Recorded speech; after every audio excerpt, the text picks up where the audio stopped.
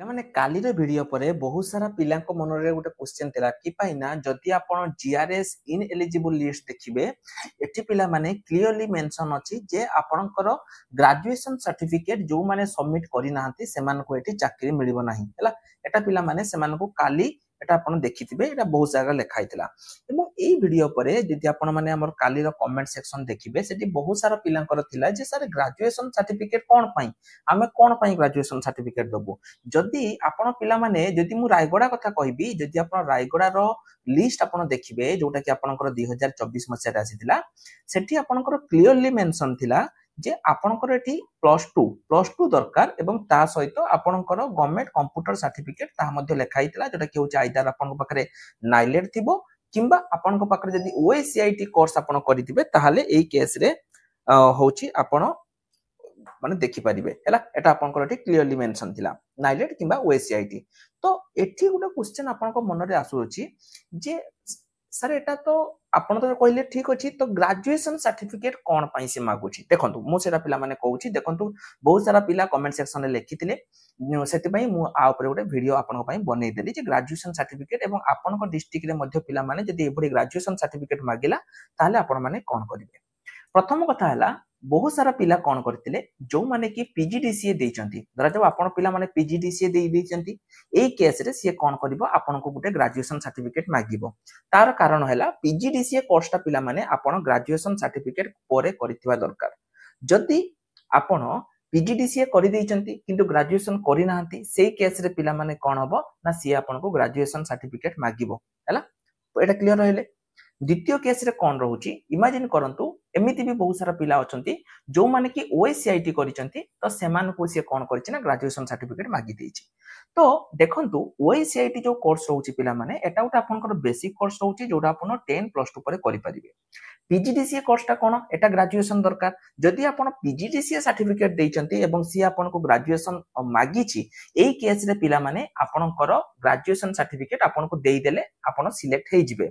କିନ୍ତୁ ଯଦି ଆପଣ ଓଏସିଆଇଟି କରିଛନ୍ତି ତାହେଲେ କଣ ପାଇଁ ମାଗୁଛି ମୁଁ ଏଟା ପିଲାମାନେ ଆପଣମାନଙ୍କୁ କହିବି ହେଲା। କିନ୍ତୁ ତା ପୂର୍ବରୁ ମୁଁ ଆଉ ଗୋଟେ କଥା ପିଲାମାନେ ମୁଁ କହିଦଉଛି ଆରଆଇ ଅମିନର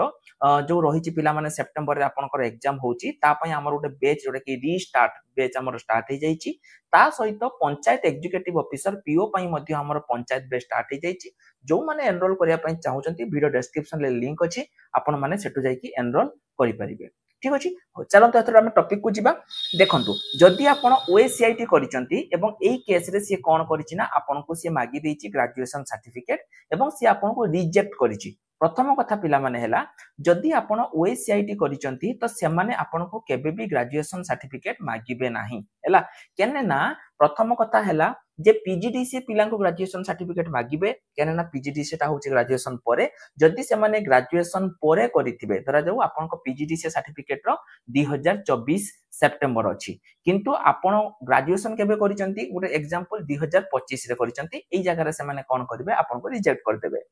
ଓଏସିଆଇଟି ରେ କିନ୍ତୁ ସେମିତି ନାହିଁ ଏଟା ତ ଜଣେ 10+2 ପରେ କରିଛନ୍ତି ତ ଆପଣ ପିଲାମାନେ ଏଠି ସେଇ ପିଲାମାନଙ୍କୁ ମାଗିଛନ୍ତି ଯେତିକି ପିଲାମାନେ ଆମେ ଯାହା ବୁଝିଲୁ ଯେତେବେଳେ ଆପଣ ଆପ୍ଲାଏ ଫର୍ମ ଭରିଥିବେ ପିଲାମାନେ ଏଠି ବହୁତ ସାରା ପିଲା କଣ କରିଛନ୍ତି ନା ସେମାନେ 10th ମାଗି ଦେଇଛନ୍ତି +2 ମାଗି ଦେଇଛନ୍ତି +3 ମାଗି ଦେଇଛନ୍ତି। ଯୋଉ ପିଲାମାନେ ଏଠି +3 ମାରିଛନ୍ତି ସେଇ ପିଲାମାନଙ୍କୁ ପିଲାମାନେ କଣ କରାଯାଇଛି ନା ଗ୍ରାଜୁଏସନ ସାର୍ଟିଫିକେଟ ମାଗା ଯାଇଛି ହେଲା। ମାନେ ସେମାନେ ଓଏସିଆଇଟି କରିଛନ୍ତି କିନ୍ତୁ ତାପରେ ବି ସେମାନଙ୍କୁ ଏଠି +3 ସାର୍ଟିଫିକେଟ ମାଗି ଦେଇଛନ୍ତି। ଏମିତି ବହୁତ ସାରା ପିଲା ଅଛନ୍ତି କାରଣ +3 ସେମିତି ମାଗେନି କିନ୍ତୁ ଯଦି ଆପଣ ଆପ୍ଲାଏ ବେଳେ ଫର୍ମରେ ଭରି ଦେଇଛନ୍ତି +3 ବେଳେ ଏଇ କେସରେ ମାଗି ଦେଇଛନ୍ତି। ଯଦି ପିଲାମାନେ ଆପଣ ମାନେ ଏଠି ଭରି ନଥିଲେ ବହୁତ ସାରା ପିଲା କହିବେ ଯେ ସାର୍ ଆମେ ଭରି ନଥିଲୁ କିନ୍ତୁ ଆମକୁ ବି ମାଗି ଦେଇଛନ୍ତି ଏଇ କେସରେ ପିଲାମାନେ ଆପଣଙ୍କୁ ଯାଇକି ଜିଲ୍ଲା ପରିଷଦରେ ଦେଖା କରିବା ପାଇଁ ପଡିବ ମେ ବି ତାଙ୍କ ତରଫରୁ କିଛି ଏରର ହେଇଥାଇପାରେ ହେଲା ଯେ ଆପଣ ତ କୋଉଠି ଭରି ନାହାନ୍ତି ଏବଂ ଆପଣ ପିଜିଡିସିଏ ସାର୍ଟିଫିକେଟ ବି ଦେଇନାହାନ୍ତି ତ କଣ ପାଇଁ ସିଏ ଆପଣଙ୍କୁ ମାଗିଦେଲା +3 ଏଠି ଆପଣଙ୍କୁ ଦେଖେଇବା ପାଇଁ ପଡିବ। କିନ୍ତୁ ଯଦି ଆପଣ ଏଠି +3 ଭରିଥିଲେ ଏବଂ ଆପଣ ଓଏସିଆଇଟି ସାର୍ଟିଫିକେଟ ଦେଇଛନ୍ତି ତାହେଲେ ପିଲାମାନେ ଏଇ କେସରେ କଣ କରାଯିବ ଯଦି ଆପଣଙ୍କୁ ରିଜେକ୍ଟ କରିଦିଆ ହେଇଛି ଆପଣ ସିମ୍ପଲି ଆପଣଙ୍କ ଜିଲ୍ଲା ପରିଷଦରେ ଯାଇକି ଗୋଟେ +3 ସାର୍ଟିଫିକେଟ ଆପଣ ସବମିଟ କରିଦିଅନ୍ତୁ। ଯଦି ଆପଣ କରିଛନ୍ତି ଯଦି ଆପଣଙ୍କ ପାଖରେ ଅଛି ତାହେଲେ ବି ପିଲାମାନେ ଯାଆନ୍ତୁ ଯଦି ନାହିଁ ତାହେଲେ ବି ଯାଆନ୍ତୁ। ତ ଯୋଉମାନେ କ୍ୱେଶ୍ଚନ କରୁଥିଲେ ଯେ ସାର୍ କଣ ପାଇଁ ସେ ଆମକୁ ଗ୍ରାଜୁଏସନ ସାର୍ଟିଫିକେଟ କରିଛି ପିଲାମାନେ ଦେଖ ଆର ସଲ୍ୟୁସନ ମୁଁ କହିଦଉଛି।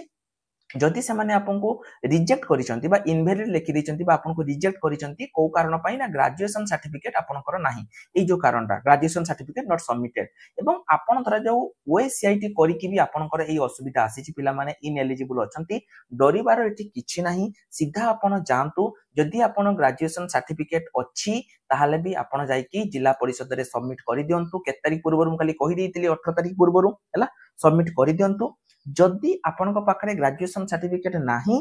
एवं आपण ओएसीआईटी करिसंती हला ओएसीआईटी करिसंती ग्रेजुएशन सर्टिफिकेट नाही ताहाले भी जाई पिला माने आपण जिला परिषद देखा करंतु एवं से माने आपनको 100% एलिजिबल करेबे कारण एठी आपनको ग्रेजुएशन सर्टिफिकेट माने मागिबेनी कारण ओएसीआईटी टा गोटे ग्रेजुएशन लेवल सर्टिफिकेट नुहे पीजीडीसीए टा अछि किंतु ओएसीआईटी टा गोटे ग्रेजुएशन लेवल सर्टिफिकेट नुहे तो एई केस रे आपण देखि जिला परिषद रे देखा पई पड़िबो एवं पिला माने देखंतु मु बारंबार आपण मानको कहूची जे जो माने बहुत सारा पिला हमको कॉल करजो एवं कॉल करी कहूचो जे सर हमको जल्दी दरकार हमको जल्दी दियंतु काइंडली से पिला मानको मु रिक्वेस्ट करबी काइंडली एमती जमा कॉल करी कि हमको कुह नाही जे हमको सर्टिफिकेट जल्दी दरकार आमे पिला माने कोनसी प्रकार एठी ब्रोकर नाहु जे आपण आज हमको फोन करी कहिबे जे सर हमको जल्दी सर्टिफिकेट दियो आमे दबो जदि आपण गोटे ओएसीआईटी सर्टिफिकेट करिवे आपण को 4 मास समय लागिवो गोटे गवर्नमेंट रे वैलिड करिया पई केना आमे कोनसी फेक सर्टिफिकेट पिला को प्रोवाइड करूनु 4 मास समय लागिवो जदि आपण को पाखरे 4 मास समय अछि ताहाले हमको पिला माने कॉल किबा एसएमएस करंतु